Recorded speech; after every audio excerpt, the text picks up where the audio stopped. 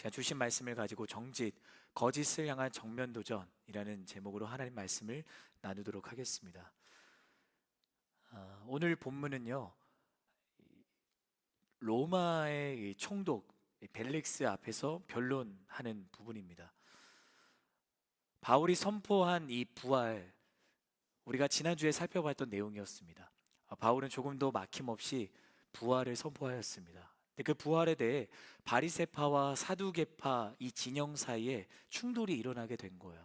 바리새파는 부활을 믿었고 사두개파는 부활을 믿지 않았기 때문이죠. 근데 그 가운데 일어난 충돌이 예사 충돌이 아닌 거예요.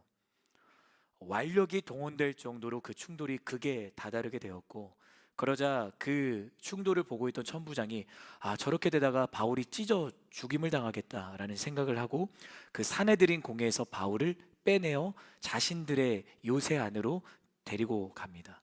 바울을 보호하기 위함이었죠. 바로 전장이었던 사도행전 23장 23절에서 35절의 말씀을 우리가 기억하면 천부장이 바울을 예루살렘에서 가이사랴라는, 가이사가 황제잖아요. 그러니까 황제가 다스리는 그 황제령인 가이사랴로 호송하는 일을 기록을 합니다. 그리고 이어지는 오늘 본문 24장은 대제사장 아나니아가 몇몇 장로들과 더둘로라는 이 유대인 변호사를 데리고 와서 벨리스 총독 앞에 바울을 고소하는 장면을 그려내고 있습니다. 우리 오늘 본문 1절의 말씀을 한번 더 읽도록 하겠습니다. 시작. 5일이 지나자 대제사장 아나니아가 몇몇 장로들과 더둘로라는 변호사를 데리고 가이사랴에 내려왔습니다. 그들은 총독 앞에서 바울을 고소했습니다. 1절에 시작되는 5일이 지나자, 우리는 이 시간에 대해서 잠깐 살펴볼 필요가 있는데요, 여기서의 5일은 언제로부터의 5일을 의미하는가?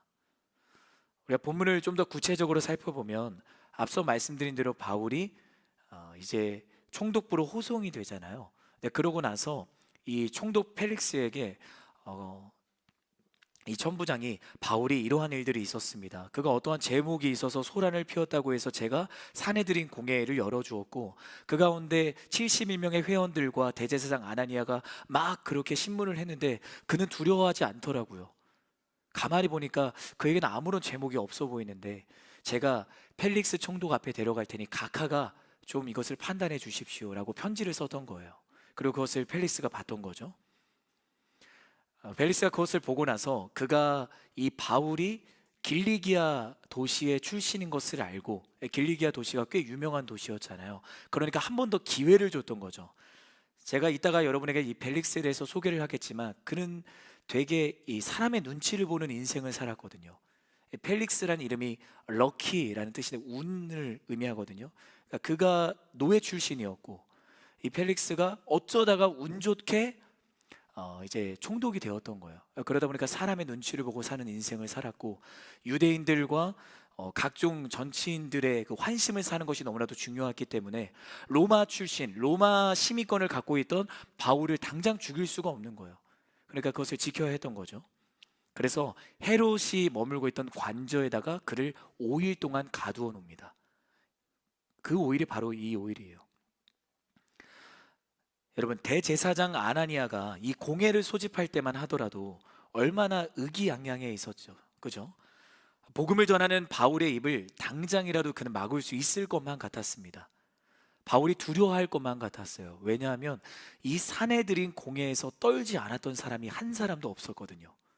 최고의 의결기구였기 때문에 한 자리 하는 사람들, 그 유대의 종교 지도자들 모인 자리에서 모두가 다 일제히 두 손을 들고 항복했던 사람들이었는데 바울도 그럴 거라고 생각을 했는데 바울에게서 어떠한 흔들림의 흔적도 찾아볼 수가 없는 거예요. 두려움의 모습도 결코 찾아볼 수가 없는 것이었습니다. 오히려 사내들인 회원들 한 사람 한 사람을 똑바로 쳐다보는 거예요. 그 한 사람 한 사람을 똑바로 쳐다보며 너무나도 거침없이 담대하게 복음을 선포하는 것이 아니겠어요? 여러분, 저는 저와 여러분이 어떠한 상황 속에서도 바울과 같은 담대한 크리스천으로 서 있기를 주님의 이름으로 축복합니다. 어떻게 담대할 수 있는가? 하나님 앞에서 겸손한 자가 세상 앞에 담대할 수 있는 것입니다. 따라해 주시겠어요?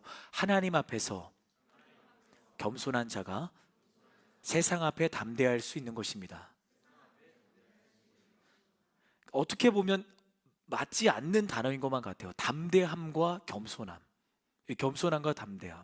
겸손함은 뭔가 웅크러드는 거 있고, 담대함은 뭔가 어깨를 쫙 펼친 것 같은데, 이 상충돼 보이는 이 단어가 연결이 되고, 그것이 우리의 신앙이라는 거죠. 하나님 앞에서 겸손한 자가 세상 앞에서 담대할 수 있는 거예요. 왜 하나님 앞에 겸손한가? 나를 자녀 삼아 주신 하나님의 사랑이 얼마나 큰지를 경험했기 때문입니다. 죄인인 나를 구원하시기 위해 이 땅에 오셔서 자신의 생명을 값없이 주신 하나님의 은혜가 얼마나 놀라운지를 깨달았기 때문입니다. 하나님의 사랑을 경험하고 그 은혜를 아는 자가 겸손할 수밖에 없는 것입니다. 사랑하는 여러분, 하나님 앞에서 겸손하십시오. 나는 세상의 시선을 두려워하지 않고 크리스천으로서 삶을 담대하게 살아가고 있는가? 여러분의 한 주간의 삶을 한번 점검해 보세요. 그리고 이 말씀이라는 이 리트머스 종이, 이 바로미터라는 이 점검의 자리에서 내가 과연 여전히 나의 일상 속에서 하나님 앞에 겸손하고 세상 속에 담대하게 살아가고 있는가를 점검하기를 바라는 것입니다. 두렵다면 왜 두려운가?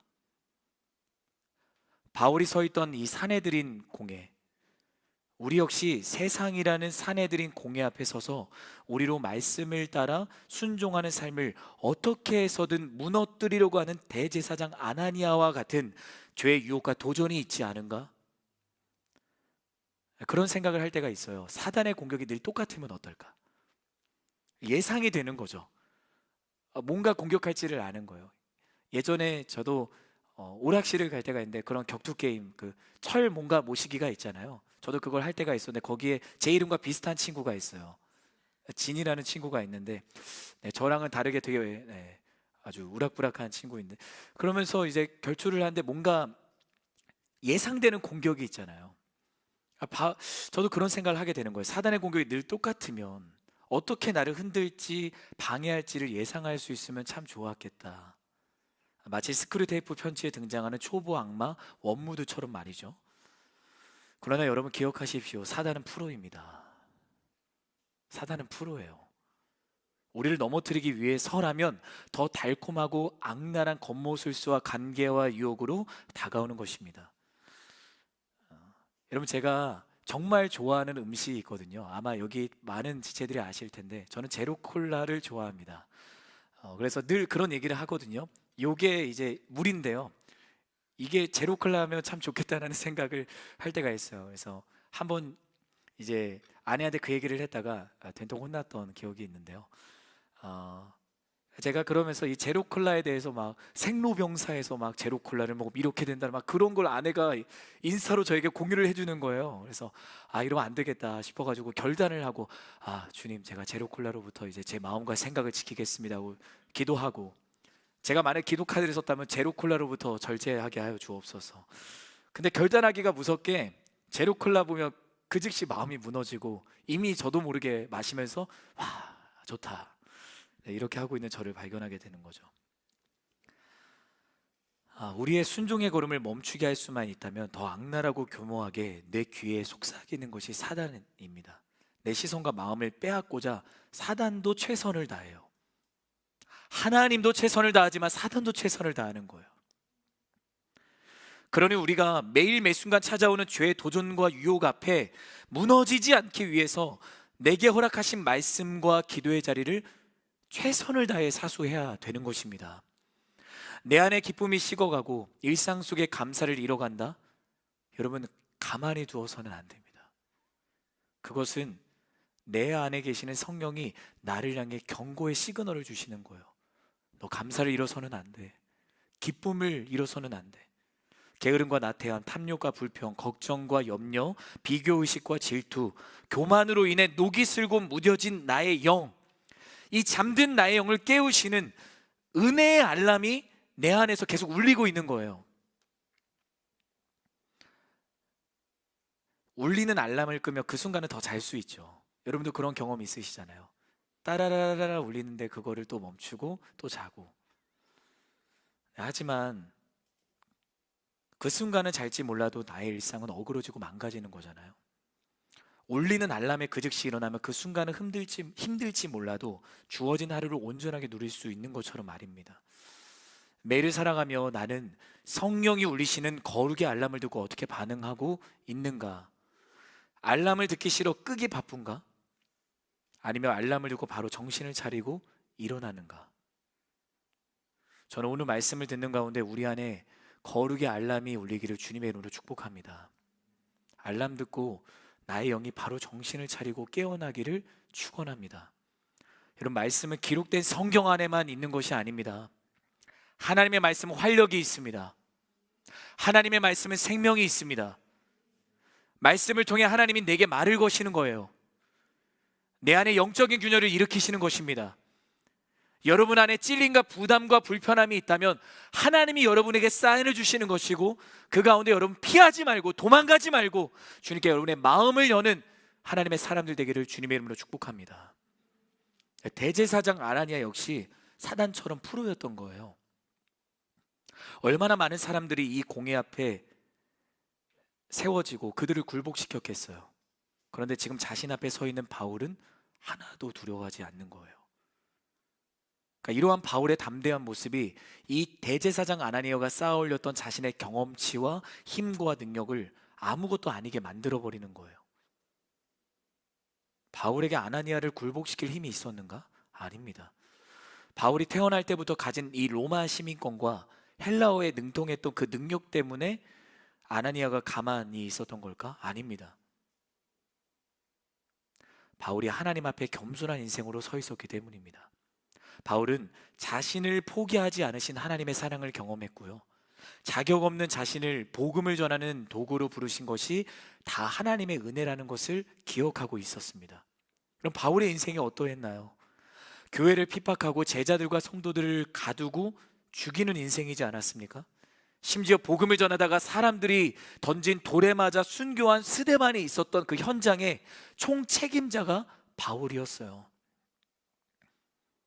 하나님으로부터 도망가던 인생, 예수를 부정하던 인생, 죄로 뒤틀리고 망가진 그의 삶 속에 누가 찾아오신 것입니까? 예수님이 찾아오신 거예요. 빛으로 찾아오신 겁니다. 하나님이 도망가는 그에게 더 가까이 찾아오신 거예요. 자신을 향한 하나님의 사랑과 은혜 속에 서 있었던 바울이었기 때문에 공회 앞에 있는 대제사장 아나니아와 72명의 회원들은 두려워할 대상이 아니었던 거예요. 여러분이 무엇을 두려워합니까? 두려워한다면 하나님 앞에 다시 서기를 바라고 하나님과 동행하는 기쁨을 회복하기를 바랍니다. 그 무엇보다 바울이 담대할 수 있었던 이유는 여기에 있어요. 어둡고 차디찬 감옥 속에 자신 곁에 서서 말씀하시는 하나님이 계셨기 때문입니다. 동행하시는 하나님을 체험했기 때문입니다. 사랑하는 아들아, 담대하여라. 내가 예루살렘을 넘어 로마에 가서 나를 증언하게 될 것이다. 여러분, 죄의 도전과 유혹 앞에 흔들리지 않는 사람은 내 곁에 서서 말씀하시는 주님의 음성을 듣는 사람입니다. 같이 따라해 주시겠어요? 죄의 도전과 유혹 앞에 흔들리지 않는 사람은 내 곁에 서서 말씀하시는 주의 음성을 듣는 사람입니다. 주의 음성을 듣는 사람입니다. 아멘. 나와 동행하시는 하나님을 만난 사람인 거예요. 저는 오늘 여러분 곁에 서서 말씀하시는 주님의 음성을 듣기를 원합니다. 여러분을 한순간도 고아와 같이 버려두지 않으시고 함께 하신 그 하나님을 이 자리에서 만나게 되기를 예수님의 이름으로 축복합니다. 바울 앞에서 대제사장 아나니아는 아무런 힘도 못 쓰는 거예요. 얼마나 화가 났겠어요. 얼마나 자존심이 상했겠어요. 나 대제사장 아나니아인데. 그러자 이 아나니아의 반응은 무엇인가? 몇몇 장로들과 변호사 더둘로를 동원해서 오는 거예요. 하나님 앞에 서 있는 사람은 하나님 한 분이라도 만족하지만 하나님 앞에 서 있지 않는 도망가는 인생은 세상의 다른 것들로 덕지덕지 붙여가지고 동원해서 자신의 그 무너진 것들을 가리려고 하는 거예요. 우리 오늘 본문 2절부터 8절의 말씀 우리 함께 읽도록 하겠습니다. 시작. 바울이 불려 나오자 더들로가 그 사건을 벨릭스 앞에 고소해 말했습니다. 우리는 각하의 다스림 아래서 오랫동안 태평성대를 누리고 있습니다. 각하의 성견 지명은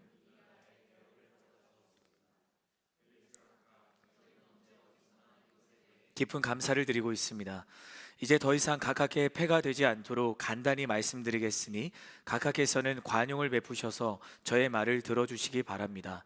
저희가 알아보니 이 사람은 전염병 같은 사람으로 온 세상에 퍼져 있는 유대 사람들 가운데 폭동을 일으키는 사람입니다. 그는 나사렛 이단의 우두머리이며 심지어 성전까지 더럽히려고 했습니다. 그래서 저희가 붙잡은 것입니다. 각하께서 직접 조사해 보시면 저희가 고소하는 이 모든 내용이 사실임을 아시게 될 것입니다. 총독 벨릭스 앞에 선 변호사 더들로, 그가 무엇라고 지금 말하고 있는가? 벨릭스에 대한 아첨의 말로 시작을 하고 있는 것입니다. 이 더들로는요, 보다 효과적으로 바울을 공격하고 벨릭스의 환심을 사서 이 재판을 자신들에게 유리하게 이끌기 위해서 온갖 미사 여구를 동원해서 벨릭스를 찬양하고 있는 거예요. 정말 벨릭스가 찬양받을 만한 사람이었는가? 아니었습니다. 유대의 역사가였던 요세푸스의 기록에 따르면요, 당시 이 벨릭스는 제가 아까도 이야기했잖아요. 럭키한 사람이다. 노예였다가 어쩌다 운 좋게, 그러니까 어쩌다 좋다는 이 운 안에 얼마나 많은 권모술수와 관계가 있었겠어요. 끌어내려야 자신이 올라가는 세상의 논리 속에 살아가는 사람이었잖아요. 이 벨릭스는 매우 포악하고 잔인한 통치자였다고 합니다. 악정을 베풀어서 유대인들의 미움을 샀던 사람이었다고 해요. 따라서 우리는 이 더둘로가 찬양하고 있는 벨릭스의 모습이 진짜가 아니었다는 것을 알 수 있고요, 벨릭스의 환심을 사기 위해 꾸며낸 거짓이었음을 알 수 있습니다. 자, 벨릭스에게 거짓으로 아첨한 더둘로는 본격적으로 바울을 고소하기 시작합니다. 그는 세 가지 죄목으로 바울을 고소하는데요. 자, 먼저 첫 번째, 바울이 전염병과 같은 존재라고 말합니다. 저는 여기서 아멘을 하게 되더라고요. 저는 여러분과 함께하는 모든 가정과 캠퍼스와 일터 가운데 주님의 사랑을 전염시키는 용사가 들었어요. 전염병 되기를 주님의 이름으로 축복합니다. 퍼뜨려야 돼요. 전염시키는 거죠. 거룩한 균열을 일으키는 거죠. 그래서 이 더둘로가 정말 죄의 자리에 서 있는 인생이었지만 그가 제대로 알고 있었구나 라는 것을 저는 깨닫게 되더라고요. 전염병과 같은 존재였다. 그 근거는 바울이 가는 곳마다 유대 사람들 가운데 폭동이 일어났다라는 걸로 이야기를 하는 거예요. 이러한 더둘로의 고소는 평화 유지를 가장 중요시하는 로마 정부를 자극하기에 충분했습니다. 그러나 실제로 폭동을 일으킨 것은 바울이 아니었습니다. 유대인 자신들이었습니다. 그러니 이 고소는 말도 안 되는 거짓말이었습니다. 자, 두 번째로 더둘로는 바울이 나사렛 이단의 우두머리였다라고 고소합니다. 얼핏 보면 종교적인 문제로 고소한 것 같은데 실상은 바울이 반란죄를 일으켰다라고 고소를 하는 거죠. 즉 당시 유대 사회에는 스스로 메시아라 하는 자들이 나타나서 반로마를 외치면서 로마에 대해 반란을 꾀하는 일이 번번이 일어났다고 합니다. 바울 역시 그러한 부류 중에 하나라고 말하고 있는 거죠. 그러나 바울은 유대인들을 선동하지도 않았고요, 자신을 스스로 메시아라고 말하지 않았습니다. 그는 하나 전했죠. 예수가 메시아고 예수님이 이 땅에 오신 구세주다. 마지막으로 더둘로는 바울이 성전을 더럽혔다라고 고소합니다. 사실 이것은 로마법이 아니라 유대법 아래 사형에 해당되는 제목이었다고 합니다. 그런데요, 당시 로마는 이 유대인의 율법에 관계된 일이면 되도록 관여하려 하지 않았다고 해요. 종교적인 문제로 그들이 사형 판결을 내리면 오히려 인준해 주기도 하였다고 합니다. 더둘로는 바로 이 사실을 이용해 그가 유대법의 사형에 해당하는 성전 모독죄를 지었다라고 고소하고 있는 거죠. 첫 번째, 두 번째, 세 번째 고소 다 거짓말이에요. 순종의 걸음을 내딛는 그리스도인을 향한 사단의 공격이 끈질기고 집요합니다. 자, 따라해 봅시다. 순종의 걸음을 내딛는 그리스도인을 향한 사단의 공격은 끈질기고 집요하다. 네, 여러분 앞서 살펴보았던 1절의 내용 기억하시죠? 지금까지 바울을 향한 이 사단의 공격이 어떠했어요? 사단은 아시아로부터 온 유대 사람들을 동원해서 예루살렘 성전 안팎에 있던 무리들을 선동해서 바울을 공격합니다. 그것이 실패로 돌아가자 악한 대제사장 아나니아를 통해 그를 꺾으려고 합니다. 또 그것마저 실패로 돌아가자 40명의 암살단을 조직해서 바울을 죽이려고까지 합니다. 그러나 이 모든 것이 다 실패로 돌아가고 말았습니다. 자, 이쯤이면 사단이 포기할 만하잖아요. 하지만 사단은 포기하지 않아요. 로마의 법을 잘 아는 변호사 도들로를 동원했고요. 얼마나 사단의 공격이 끈질기고 집요한가를 우리가 계속해서 보고 있는 이 본문을 통해 살펴볼 수 있는 거죠. 그렇습니다. 사랑하는 여러분, 이렇듯 순종의 걸음을 내딛는 우리를 향한 사단의 공격은 포기를 몰라요. 어떻게든 가로막고 무너뜨리려고 합니다. 우는 사자같이 우리를 집어삼키려고 합니다. 내가 결단하면서 삶의 자리로 나아갔는데 여전히 내 일상에 영적인 공격들이 있는 거죠. 사단의 유혹들이 있는 겁니다. 그때 이런 생각을 합니다. 와, 아니 내가 순종의 결단을 하고 하나님 앞에 살아가려고 하는데 왜 나의 일상은 여전히 죄의 도전과 유혹들이 있는가? 여러분이 순종의 걸음을 내딛기 때문입니다. 어둠 속으로 빛이 가면 어둠이 몰아지니까 빛과 어둠이 충돌하게 되잖아요. 마찬가지예요. 내가 순종의 걸음을 내딛고 빛의 자녀로 걸어가는 그 걸음에 사단은 그것을 막으려고 하거든요. 그러니 충돌하는 거예요. 저는 여러분 일상에 믿음의 선한 싸움이 더 깊어지기를 바랍니다. 그것은 여러분이 순종을 멈추지 않고 있다는 증거이기 때문입니다. 그러므로 우리는 사단의 이 집요하고 포기하지 않는 공격에 대한 경계를 늦추어서는 안 됩니다. 말씀 따라 순종할 때 나에게 다가오는 사단의 공격 앞에 깨어있기를 예수님의 이름으로 축복합니다. 그것이 누군가이든 상황이든 환경이든 무엇이든 간에 나의 믿음을 흔들리게 하고 순종을 망설이게 만든다. 나 순종하려고 했는데 순종 더 이상 못하겠어. 나 말씀 읽고 묵상하고 통독하려고 했는데 이제 더 안 될 것 같아. 그럼 그 순간 여러분 멈추지 마시고요, 내 자신을 향해, 나의 영혼을 향해 나사렛 예수 그리스도 이름을 선포하기를 주님의 이름으로 축복합니다. 다시 말씀의 자리로 돌아가세요. 다시 기도의 자리로 돌아가세요. 그러한 지체들이 간혹 저에게 찾아올 때가 있거든요. 여러분은 아닙니다. 여러분은 아니에요. 제가 말씀드렸어요. 여러분은 아니라고. 찾아왔는데 목사님, 제가 정말 이 말씀 따라 순종하는 게 너무 어렵습니다. 어떻게 해야 되죠? 저는 이렇게 얘기해요. 너무 티라고 생각해도 어쩔 수 없어요. 한 주간 기도했어? 저 기도 안 했는데요. 그럼 기도 안 해서 그래.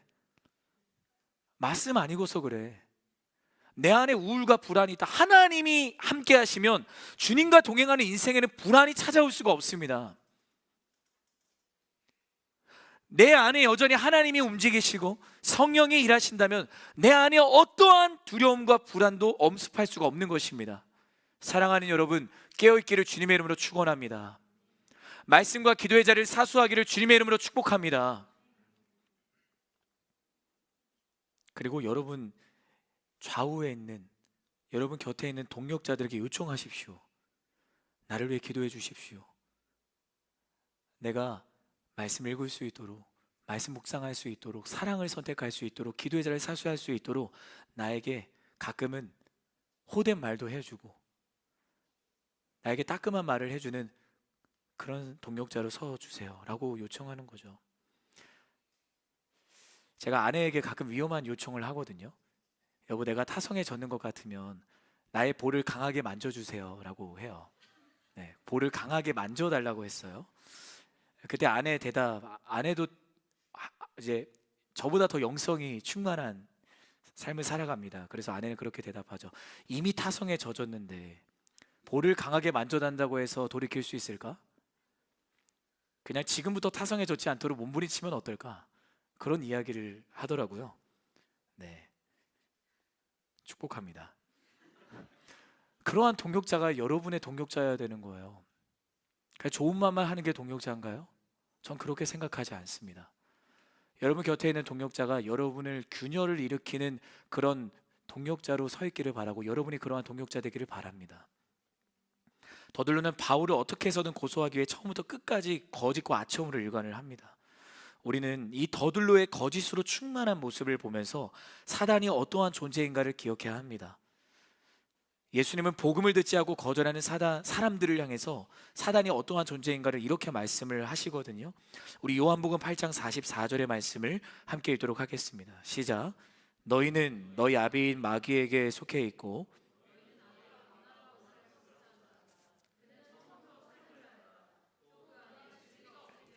진리 안에 서지 못한다. 그는 거짓말을 할 때마다 자기 본성을 드러낸다. 이는 그가 거짓말쟁이이며 거짓의 아비이기 때문입니다. 거짓이 사단에게서 다 나온다는 거예요. 거짓의 아버지가 사단이라는 거예요. 그럼 사단은 하나님이 처음 지으신 인간인 아담과 하와에게 접근해서 하나님이 먹지 말라고 명령하셨던 그 선악을 알게 하는 나무의 열매인 선악과를 따먹어도 죽지 않을 것이라고 했어요. 교묘하게 바꾸는 거예요. 반드시 죽으리라. 그런데 죽을까? 라고 하는 거죠. 오히려 그것을 먹으면 그들의 눈이 밝아지고 하나님처럼 될 것이라고 속이는 겁니다. 결국 아담과 하와는 사단의 거짓에 넘어가서 말씀에 불순종하는 죄를 짓고 맙니다. 여러분, 내가 여전히 벗어나지 못하는 죄의 자리가 있으세요? 기억해 주시기 바랍니다. 내가 죄의 자리를 벗어나지 못하는 이유는 여전히 사단의 거짓에 넘어가 있기 때문입니다. 사단의 거짓을 진짜라고 믿고 있기 때문입니다. 거짓은 우리의 삶을 죄로 망하게 하려는 사단의 음성입니다. 사람의 거짓말도 동일합니다. 물론 거짓말하는 사람 중에는 자신의 잘못을 숨기기 위한 것일 뿐, 하얀 거짓말도 있잖아요. 처음부터 다른 사람을 해할 목적으로 하지 않는 경우도 있어요. 그러나 거짓말은 그 의도가 무엇이든 결국 다른 사람을 해하게 합니다. 우리는 거짓의 실체를 정확히 알고 있어야 돼요. 우리가 거짓을 말한다면, 선택한다면 그건 사단의 종이 되는 거예요. 사단의 소리를 대변하는 겁니다. 비록 나에게 해가 온다고 할지라도 거짓을 선택해서는 안 되는 것입니다. 저는 여러분이 거짓이 아닌 정직을 선택하기를 바랍니다. 정직은 거짓에 대한 정면 도전입니다. 따라해 주시겠어요? 정직은 거짓에 대한 정면 도전이다. 그리스도인에게 정직이란 솔직한 것 그 이상이에요. 거짓이 사단에게 속해 있다면 정직은 하나님께 속해 있습니다. 거짓이 사단의 소리라면 정직은 하나님의 소리입니다. 하나님의 소리, 그분의 음성을 듣는 자리는 어디입니까? 말씀을 듣는 자리입니다. 그 말씀을 묵상하는 자리입니다. 내 삶으로 말씀을 살아내는 순종의 자리입니다. 그분과 사랑의 대화를 나누는 기도의 자리입니다. 따라서 말씀과 기도의 자리를 사수하는 자가 정직한 사람인 거예요. 말씀과 기도의 자리를 사수하지 않는 자는 정직할 수 없는 것입니다. 늘 일터와 가정과 캠퍼스에 계속 이 거짓에 대한 도전이 있잖아요. 말씀과 기도의 자리에 서 있는 자라면, 말씀과 기도의 자리에서 정직의 근원이 되시는 하나님을 만나면 우리는 정직하지 않을 수가 없는 거예요. 왜요? 하나님이 나의 모든 것을 아시거든요. 나의 속을 들여다보고 계시거든요. 나보다 나를 더 잘 아시는 분이 우리 아버지 하나님이시거든요. 사랑하는 여러분, 하나님을 속일 수 있는 사람은 아무도 없습니다. 우리 따라해 주시겠어요? 하나님을 속일 수 있는 사람은 아무도 없습니다. 하나님 앞에서 감추거나 숨길 수 있는 것 없어요. 빛이 비추면 모든 어두움이 물러가고 그 어둠 속에 감추어져 있던 모든 것이 드러나잖아요. 빛 대신 하나님이 우리에게 찾아오시면 내 안에 숨겨진 모든 죄와 거짓과 헛된 우상들이 다 드러나는 거예요. 그러니 우리는 하나님 앞에 거짓을 버리고 정직을 선택해야 되는 것입니다. 여러분을 축복합니다. 저는 여러분이 날마다 거짓 대신 정직을 선택하기를 주님의 이름으로 축복합니다. 어떠한 상황 속에서도 정직으로 거짓에 정면 도전하기를, 정면 돌파하기를 예수님의 이름으로 축복합니다. 그것이 하나님이 기뻐하시는 모습이에요. 그것이 하나님을 만난 자의 모습이에요. 이 시간 서로를 바라보며 이렇게 축복할까요? 거짓을 버리고 정직을 선택할지어다. 이렇게 축복합시다. 우리는 더둘로와 같이 나의 순종을 무너뜨리려는 이 사단의 모든 거짓과 아첨에 속아 넘어가서는 안 됩니다. 대제사장 아나니아가 포기를 모르고 바울을 무너뜨리기 위해서 거짓과 아첨으로 이 더둘로까지 동화하나죠. 자, 그때 바울은 어떻게 반응을 하는가? 우리 이어지는 10절부터 13절의 말씀을 읽도록 하겠습니다. 시작. 총독이 바울에게 말하라고 손짓하자 바울이 대답했습니다. 저는 각하께서 몇 년 동안 이 나라의 재판관이셨던 것을 알고 이제 기쁜 마음으로 제 자신을 변호하고자 합니다. 제가 예배를 드리러 예루살렘에 올라간 지 12일밖에 되지 않은 것을 각하께서 조사해 보시면 쉽게 아실 수 있습니다. 저를 고소한 사람들은 제가 성전에서 누구와 언쟁을 한다거나 회당이든 그 밖의 도시한 어떤 곳에서도 군중을 선동하는 것을 본 일이 없습니다. 그러니 그들은 자기들이 지금 고소한 내용을 각각에 충분히 증명할 수 없는 것입니다. 바울은 자신이 전혀 부끄러운 일을 한 적이 없음을 총독 벨릭스 앞에서 분명하게 밝힙니다. 자, 그런데요, 바울의 변론의 과정들을 우리가 가만히 살펴보면 그에게서 자신을 고소한 자들을 향한 원망의 마음이나 비난의 흔적이 없던 것을 우리가 찾아볼 수 있어요.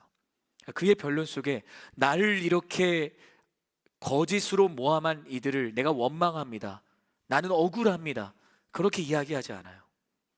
바울의 변론에는 침착함과 온유함만이 가득 담겨 있을 뿐입니다. 그 가운데 자신의 결백함만 드러내고 있는 거죠. 바울이니까 이렇게 할 수 있는가? 아닙니다. 여러분은 이 바울의 태도와 반응이 아무렇지 않으세요? 아니죠. 여러분, 이것은요, 세상의 시선으로는 말도 안 되는 일인 거예요. 아무런 죄도 없는 바울이 가는 도시마다 거절을 당하고 모욕당하고 조롱을 당했고 추방도 당했어요. 돌에 맞아 생사의 갈림길에 서기도 했습니다. 끝이 없는 신문과 감옥살이, 심지어 암살의 위협까지 당했습니다. 얼마나 억울해요. 그죠? 얼마나 괴롭고 고통스러워요. 그러나 바울은 어떠한 미움도 거절하고요, 원망도 선택하지 않고 순전함만을 선택해요. 정직을 선택하는 거예요. 저는 하나님이 이러한 바울의 인생을 보시면서 기뻐하셨을 것이라고 믿습니다. 그리고 그의 그 순종을 아름답다라고 말씀하셨을 거예요. 여러분, 아름다움은 유명한 미술가가 그린 작품에만 있는 것이 아닙니다. 음악가가 작곡한 그 곡의 선율에만 있는 것이 아닙니다.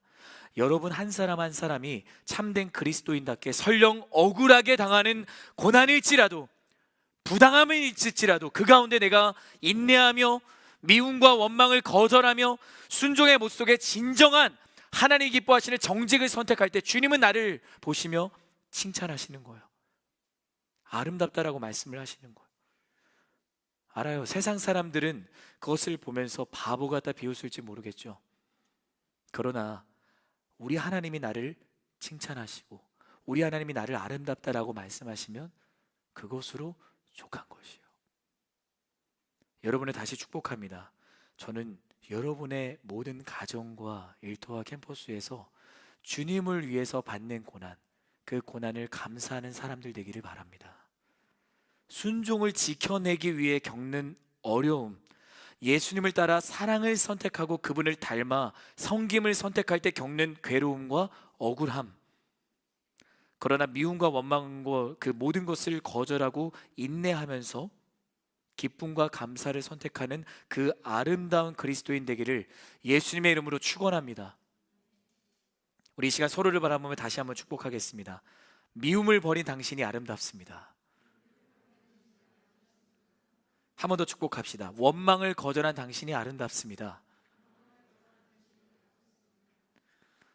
우리 이어지는 14절부터 16절의 말씀 함께 읽겠습니다. 시작. 그러나 제가 각하께 이것은 시인합니다. 저는 이 사람들이 이단이라고 말하는 그 도를 따라 우리 조상의 하나님을 섬기며 율법과 예언서에 기록된 모든 것을 믿습니다. 또 이 사람들과 마찬가지로 하나님께 같은 소망을 두고 있으니 그것은 의인과 악인의 부활이 있을 것이라는 것입니다. 그렇기 때문에 저는 하나님과 사람 앞에서 항상 거리낄 것 없는 양심을 지니려고 애쓰고 있습니다. 결론입니다. 바울은 이 벨릭스 총독 앞에서 자신의 결백함을 전한 뒤에 뭐라고 말을 하냐면 이렇게 말하는 거예요. 그러나 제가 이것은 시인합니다. 저는 이곳에 있는 사람들이 이단이라고 말하는 그 십자가의 도를 따라 하나님을 섬깁니다. 성경에 기록된 모든 것을 나는 믿습니다. 저는 부활의 소망을 두고 있습니다. 저는 악인과 의인의 부활을 믿습니다. 비록 저는 하나님과 사람 앞에서 항상 거리낄 것 없는 선한 양심을 지니려고 애쓰고 있습니다. 자신의 결백함을 다 전한 뒤에 바울이 총독 벨릭스에게 전하는 것은 무엇입니까? 복음이에요. 복음. 저는 여러분의 모든 일상의 대화가 내 앞에 있는 영혼이 잃어버린 영혼일 때 그 대화의 마침표가 복음이 되기를 주님의 이름으로 축복합니다. 설령 그 대화가 억울한 상황의 대화일 수도 있어요. 일터일 수도 있고 업무의 그 과도함 속에서 나에게 쏟아져 내려오는 그 상황 가운데 내가 그 가운데 대화의 현장에 있을 수 있어요. 하지만 그 가운데 내가 그 끝에 선택하는 것은 하나님의 사랑과 은혜와 감사여야만 합니다. 저는 여러분이 서 있는 모든 자리가 하나님께서 다시 살리시는 부활을 경험하는 자리가 되기를 바랍니다. 이 바울이 복음 전하는 것을 포기하지 않고 순종했을 때 하나님이 기적처럼 그를 건지시고 갑자기 바울을 사내들인 공회 그리고 이 펠리스 총독 앞에서 갑자기 막 건지셔서 그를 살리시나요? 아니거든요. 결국 그 로마까지 가요. 그리고 거기서 우리가 나중에 살펴보겠지만 바울 순교하거든요.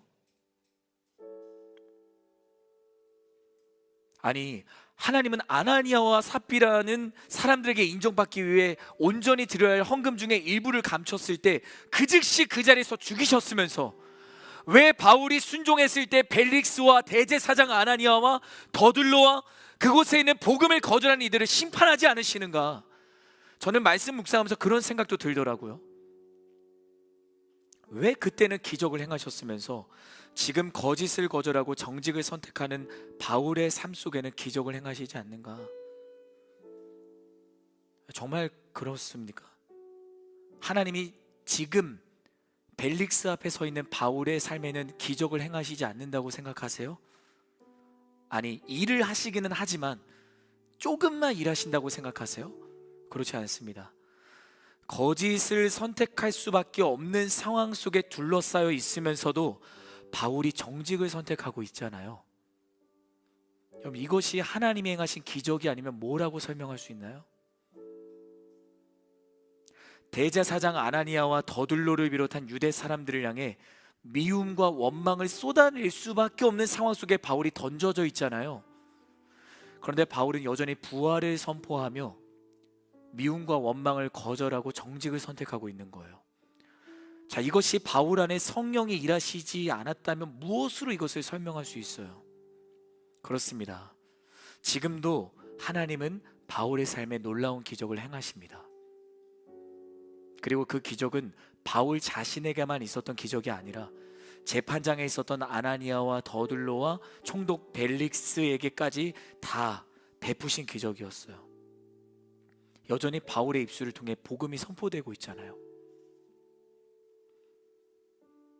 하나님이 기다리고 계시는 거예요. 이 재판장은 너희가 아니라 나야. 너희의 기득권을 유지하기 위해서, 너희의 스스로의 자존심을 지키기 위해서 다른 사람을 판단하고 정죄하는 자리에 누군가를 피고석으로 세우는 것이 아니라 내가 재판장이고 너희는 그 앞에 굴복하고 정직을 선택해야만 해 라고 하나님이 바울을 통해 말씀하시고 있는 것이에요. 사랑하는 여러분, 우리는 매일 아침에 일상의 자리에서, 일터와 캠퍼스와 가정의 자리에서 때로 바울과 같이 억울하고 부당한 상황들을 겪을 때가 있습니다. 네, 그때 여러분 기억하십시오. 거짓과 아첨을 선택하거나 미움과 원망을 선택하지 않고 하나님 기뻐하시는 정직을 선택하기를 주님의 이름으로 축복합니다. 설령 대화의 시작이 내가 미움을 선택했다 할지라도요, 끝에는 사랑을 선택해 보는 거예요. 끝에는 감사를 선택해 보는 거예요. 그때 주님이 나의 인생을 보시고 아름답다라고 말씀을 하실 겁니다. 그 선한 양심을 가진 사람. 그래서 바로 여러분이 서 있는 이 예배의 자리가 하나님이 기뻐하시고 부어주시는 정직을 회복하는 자리가 되기를 예수님의 이름으로 축복합니다. 우리 시간 내 가슴에 손을 얹고 나 영혼을 향해 선포합시다. 내 영혼아 정직할지어다. 다시 한 번 더. 내 영혼아 정직할지어다. 내 영혼아 거짓을 거절할지어다. 내 영혼아 미움을 거절할지어다. 우리 그렇게 소망하는 자들마다 자리에서 함께 일어나서 우리 주님을 찬양하며 나아가겠습니다.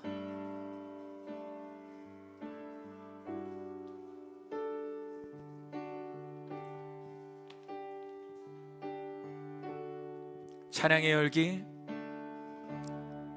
찬양의 열기 모두 끝나면 주 앞에 나와 더욱 진실한 예배드리네. 더욱 진실한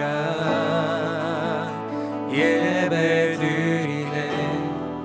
주님을 향한 한 번 더 고백합시다. 찬양의 열기, 찬양의 열기 모두 끝나면 주 앞에 나와 더욱 진실한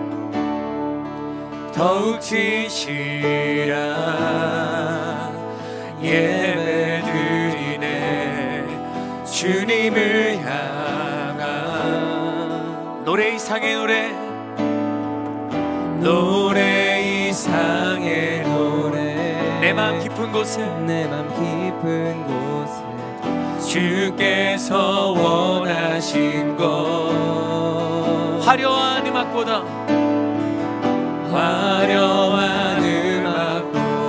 뜻없는 열정보다 중심을 원하시죠. 고백합니다. 주님께 드릴 마음의 예배, 주님께 드릴 마음의 예배, 주님을 향한 노래, 중심 잃은 예배 내려놓고 이제 나 돌아와 주님만 예배해요. 우리 2절로 고백하며 나아갑시다. 영원하신 와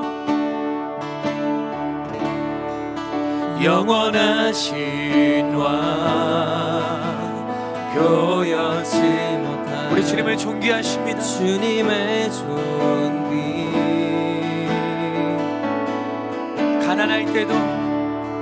가난할 때도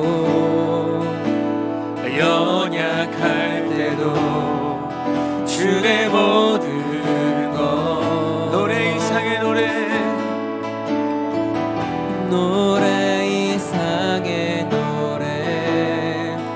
내 맘 깊은 곳에 주께서 원하신 것 화려한 음악보다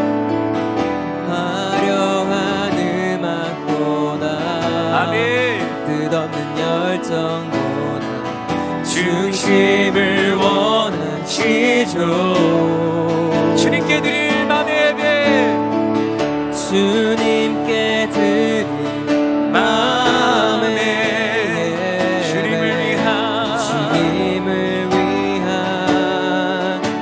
주님을 향한 노래, 중심 잃은 예배 내려놓고 이제 나 돌아와 우리 한번 더 고백합시다.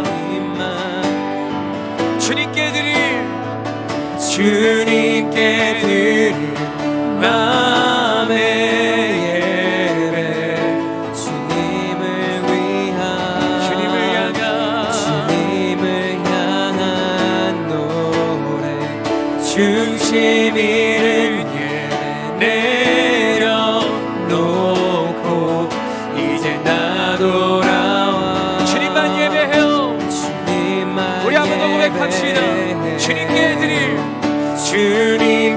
드릴 마음의 예배 아멘. 주님을 위한 주님을 향한 노래 중심 잃은 예배 내려놓고 이제 나 돌아와 주님만 예배해.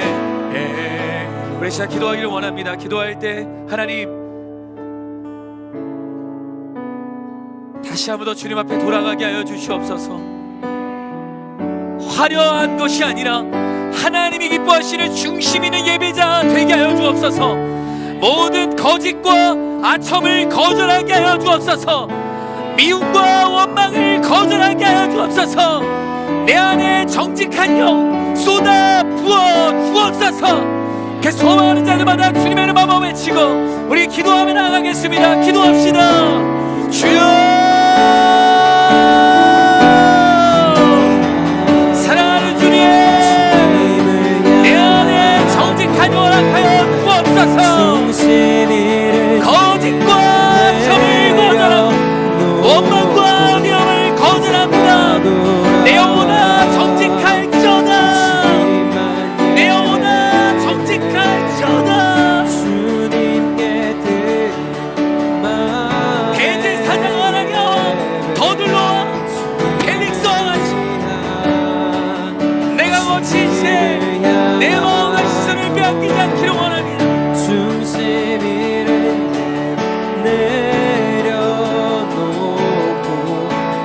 사랑은 나를 거짓으로 유혹합니다. 그러나 주님 내가 내 안에 모든 거짓을 성육하는 그 거룩한 성령에 불러 태워주시고 설령 내가 부당하고 억울한 상황 가운데 있을지라도 내가 미움을 선택하는 것이 아니라 사랑을 선택하는 인생이 되게 하여 주옵소서.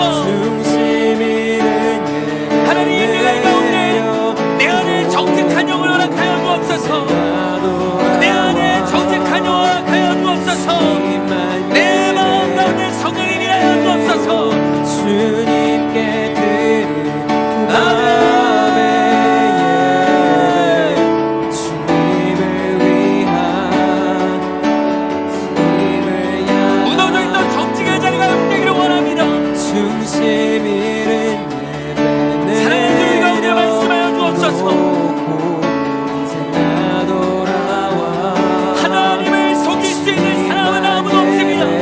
나를 아시고 아니 나보다도 나를 잘 아시는 주님, 마음의 예배 그 주님을 두려워할 줄 알고 그 주님을 경외하는 인생이 되게 하여 주옵소서. 주님을 향한 노래 내 안에 거룩의 하나님이 올릴 때 내가 그것을 외면하는 것이 아니라 피하는 것이 아니라 주를 두고 나가는 인생이 되게 하여 주옵소서. 우리 한 번 더 기도하기를 원합니다. 이 시간 기도하는 가운데 성령이 내 안에 거룩의 알람을 울리는 그 은혜가 여러분에게 있기를 축원합니다. 그 알람을 끄지 마십시오. 피하지 마십시오. 도망가지 마십시오. 그 알람에 내 영혼이 정신을 차리고 깨어나게 하여 주옵소서. 다시 일어나게 하여 주옵소서. 우리 다시 한 번 더 주님의 이름 세 번 외치고 한 번 더 기도하며 나아가겠습니다. 기도합시다. 주여, 주여.